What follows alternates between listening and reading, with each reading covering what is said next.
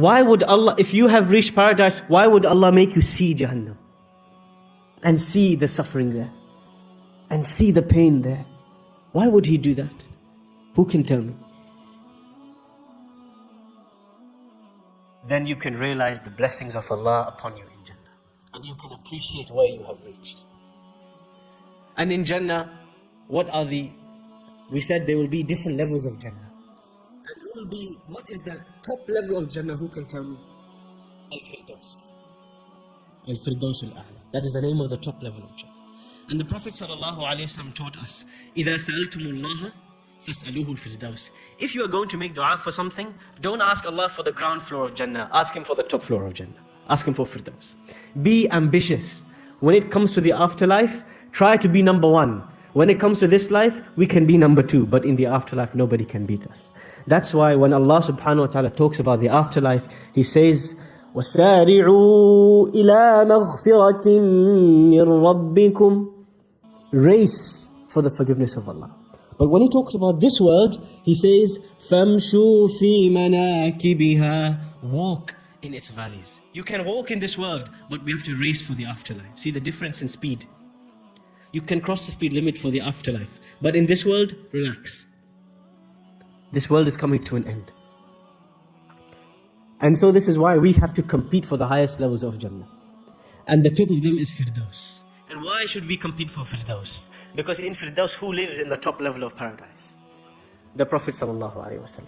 And who are going to accompany the Messenger ﷺ in this top level of paradise? أولئك الذين أنعم الله عليهم من النبيين والصديقين والشهداء والصالحين وحسن أولئك رفيقا.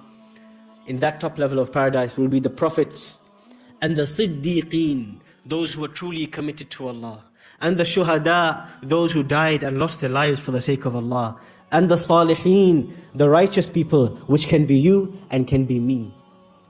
We can't be anbiya, we can't be prophets, but we can be siddiqeen. We can be committed people. We can be martyrs, we can die for the sake of Allah. May Allah grant all of us ash-shahada. And we can be salihin, we can be righteous people. And we can reach the levels of paradise where we are the neighbors of the messengers of Allah. Imagine that you leave your dwelling in paradise and your neighbor is Ibrahim alayhi salam. And imagine round the corner is Nuh alayhi salam. And imagine to his left is Musa alayhi salam. What conversations would you have with them? What questions would you ask them? What food would you eat and order from the restaurants of paradise as you relaxed with them? Would you not want that company? We all want that company. And then we have to fight for that company. Because that company does not come easily. As the Messenger ﷺ says, حُفَّتِ الْجَنَّةُ بِالْمَكَارِهِ. Paradise is surrounded by difficulty, by tests. It doesn't come easy. In all the modern movies that are famous today and the fictional books, if somebody wants to get to the treasure, if somebody wants to get to the gold, they have to fight the dragon.